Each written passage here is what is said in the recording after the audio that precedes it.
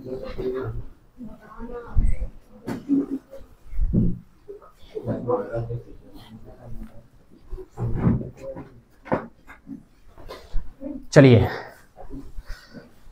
देखो, ये पता है अभ्यास प्रश्न पत्र है, पेपर नहीं है, मतलब कि पेपर नहीं है, अभ्यास। वो कब का 2023-24 का है, ठीक है। दो सेट थे, ठीक है, दो सेट ए और बी था, ये सेट ए है। पहले सेट ए को हल करेंगे, फिर सेट किसको हल करेंगे, बी को हल करेंगे, ठीक है। हाँ, लेकिन इससे बहुत सारे क्वेश्चन आने की संभावना है, ठीक है। मैं ये नहीं कह रहा कि पूरा ही आ जाएगा, पर बहुत सारे क्वेश्चन लगभग आ जाएंगे, ठीक है। इसी पैटर्न पे बनेगा भी, ठीक। तो सेम 3 घंटे का मिलेगा आपको, पेपर भी मिलेगा, ठीक है।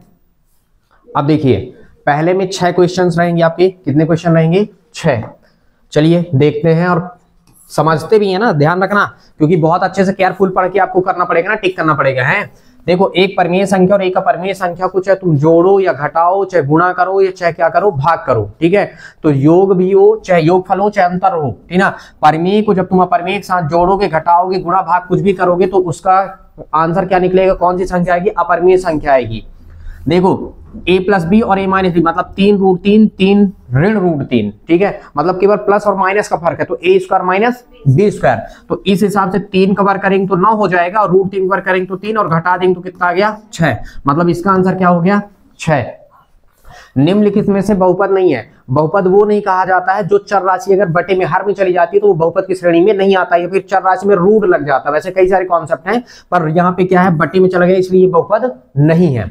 बहुपद में पता है घात क्या होती है? जो सबसे बड़ी घात होती है वही क्या होती है? बहुपद की घात। मतलब कि चर राशि की जो सबसे बड़ी घात है वही बहुपद की घात है। तो सबसे बड़ी घात क्या है? 4, इसलिए इसका आंसर क्या हो गया? 4।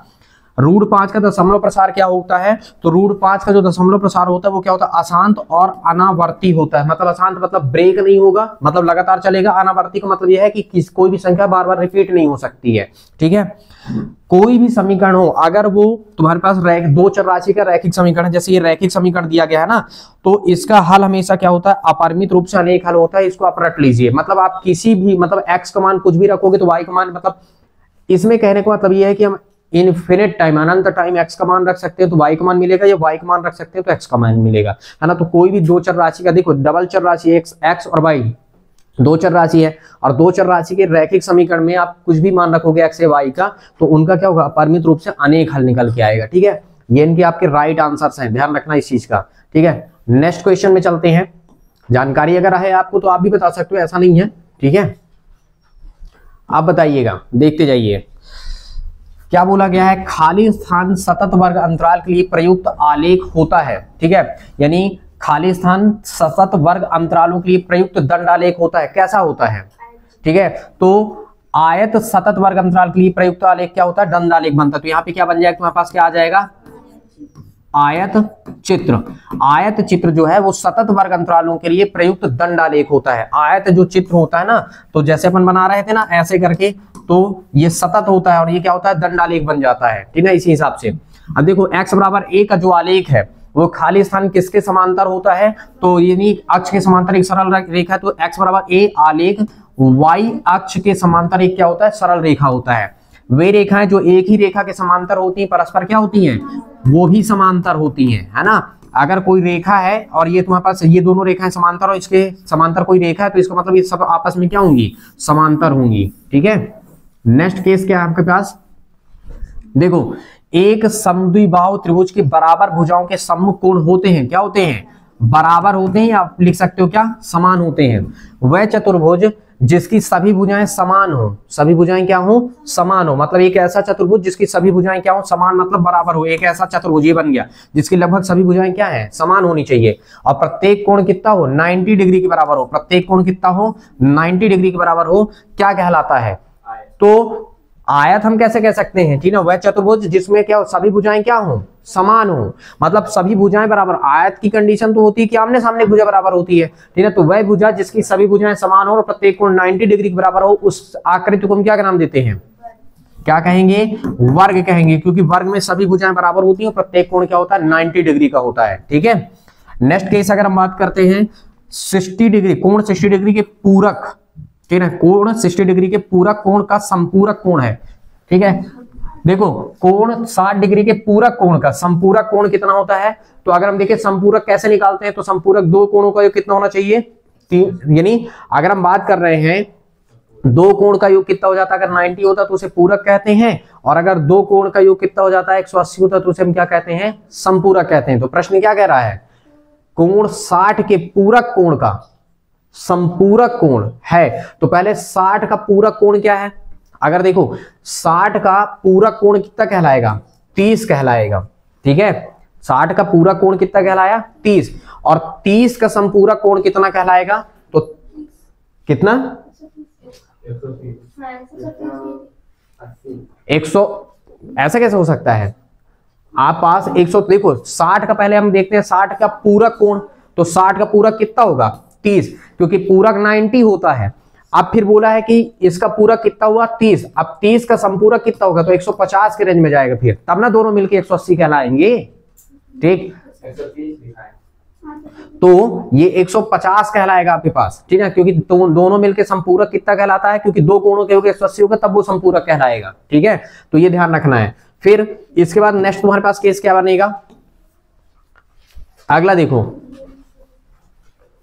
सत्य है, y बराबर 0 x अक्ष का समीकरण है, तो y बराबर 0 x अक्ष का समीकरण बिल्कुल सही है। ठीक है, क्योंकि y बराबर जो 0 होता है वो x अक्ष में y का मान शून्य तो होता है, सत्य है। यदि दो त्रिभुजों में संगत कोण बराबर हो, दो त्रिभुज में क्या है, संगत कोण क्या होने चाहिए, अगर बराबर है तो त्रिभुज सर्वांग सम होते हैं। दो त्रिभुजों में संगत कोण बराबर हो, अगर दो त्रिभुज है देखो ऐसा, और अगर उनके संगत कोण क्या होते हैं, बराबर होते हैं, तो त्रिभुज क्या होते हैं, सर्वांग सम होते हैं। तो दो त्रिभुजों के संगत कोण बराबर हो तो हाँ ये सर्वांग सम हो जाएंगे ना। देखो संगत कोण अगर बराबर कर दें अपन, दो त्रिभुज में संगत कोण अगर हम बराबर कर रहे हैं, ठीक है, संगत कोण मतलब ए, तो एंगल से क्या हो जाते हैं, ये सर्वांग सम हो जाते हैं। ठीक, और देखो किसी त्रिभुज में अधिकतम दो कोण क्या हो, किसी त्रिभुज में अधिकतम दो कोण अधिक कोण हो सकते हैं। तो दो कोण जो है वो अधिक कोण कभी, अधिक कोण का मतलब क्या है कि 180 से अधिक, तो दो कोण अधिक कोण कभी नहीं हो सकते हैं। ठीक है, केंद्र को वृत्त पर किसी बिंदु से मिलाने वाली रेखाखंड, वृत्त की परिधि होती है, केंद्र को किसी बिंदु से मिलाने वाली रेखाखंड, देखो केंद्र को किसी बिंदु से मिलाने वाली रेखाखंड क्या होती है, परिधि नहीं होती, त्रिज्या होती है, यह सत्य है। बारंबारता बहुभुज समान प्रकृति के दो अलग अलग आंकड़ों की तुलना में अधिक उपयोगी आलेख होता है। बारंबारता बहुभुज, ठीक है, समान प्रकृति के दो अलग अलग आंकड़ों की तुलना में अधिक उपयोगी आलेख होता नहीं होता है। ठीक ना, ऋजु कोण की माप क्या होती है, 180 डिग्री होती है, ये सत्य है। ठीक, तो इसमें केस बनेगा ये। ठीक, सही जोड़ी में तुम्हारे पास क्या हुआ, अब सही जोड़ी में आ जाओ। आयत क्या है, तो आयत एक चतुर्भुज है, y अक्ष पर स्थित बिंदु कौन होगा, अच्छा दोनों दिख रहे हैं कि y अक्ष में स्थित होगा, लेकिन एक को ध्यान रखना, पहले देखो ये वाला होगा, क्यों अभी बता रहे हैं, ऊपर सीमा और निम्न वर्ग सीमा को हम जोड़ते हैं तो क्या बनता है, वर्ग चिन्ह बनता है। ठोस आकृति का उदाहरण क्या है, बेलन है, और ये समबाहु त्रिभुज का जो क्षेत्रफल है वो क्या हुआ, ये, और ये देखो इस मान को यहाँ पे शिफ्ट करके देखो, अगर तुम रखोगे ना तो 4 गुणे 1, देखो एक्स कितना हो जाएगा 0, धन कितना हुआ 3 गुणे y का मान कितना आ जाएगा 4 बराबर 12, तो 12 बराबर कितना हो गया 12। इसका मतलब ये वाला इसके लिए दिया गया है, समझ गए, तो ये कंडीशन है इसमें। ठीक, फिर लेकिन आपको सामने सामने लिखना है ना, ध्यान रखना। अब क्या बोला है, रैखिक बहुपद की घात बताओ। रैखिक बहुपद की घात कितनी होती बेटा, 1। रैखिक बहुपद की घात कितनी, 1। इसको बोला है कि इस रूप में लिखना, तो देखो इसको लिखना पड़ेगा ax + b + c के रूप में लिखना। तो देखो इसको हम क्या लिखेंगे, x, और ये उधर जाके ऋण का 3y और धन का 0 बराबर कितना 0। ऐसा चैप्टर 4 में मैंने आपको बता रखा था, ठीक है, ऐसे लिखना पड़ेगा आपको। 4 और ऋण 3 किस चतुर्थांश में है, तो ये किस में है, चतुर्थ चतुर्थांश में है। ऋण 5 और 2 बिंदु दिया है, x अक्ष की दूरी कितनी होगी, 2 होगी।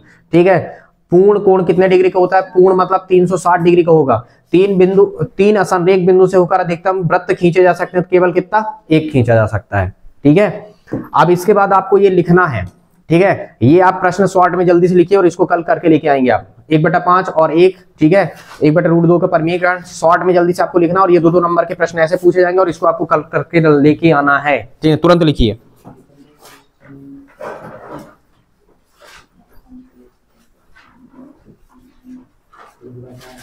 क्या है,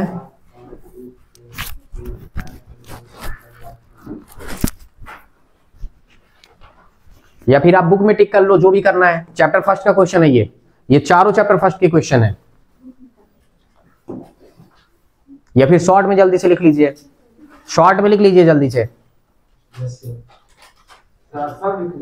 हाँ दोनों करना पड़ेगा।